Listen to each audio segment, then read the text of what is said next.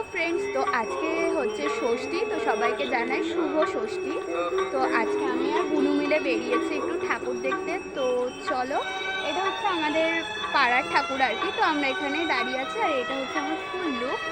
তো এই যে এটা হচ্ছে বোনের ফুল লুক। তো তোমরা পুরো ভিডিওটা দেখতে থাকো, আশা করছি খুব ভালো লাগবে। তো চলো।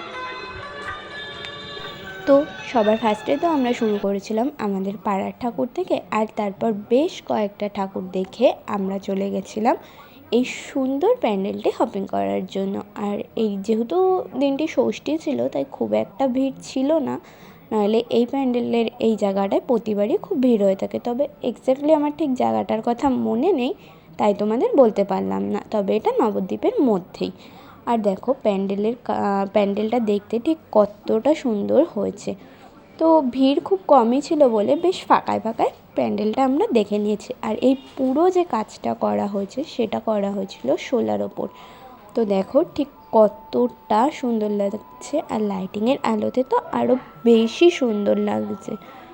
তো ব্যাস, আর এখানকার ঠাকুরটাও হয়েছিল ভীষণই সুন্দর। আর যেহেতু আমরা হেঁটে হেঁটে ঠাকুর দেখতে বেরিয়েছিলাম আর বোনকে নিয়ে বেরিয়েছিলাম, তাই আর আজ বেশি দূর যেতে পারিনি। এই প্যান্ডেলটা দেখার পরে আমরা বাড়ির দিকে ফিরে আসি। একটু রাতও হয়ে গেছিলো, আর একা একা বাড়িও ফিরতে হতো, তাই চলে আসি। তো তোমাদের পুজো কেমন কাটলো অবশ্যই কমেন্ট করে জানাবে, আর প্যান্ডেলটা তোমাদের কেমন লাগলো সেটাও বলো। চলো, টাটা।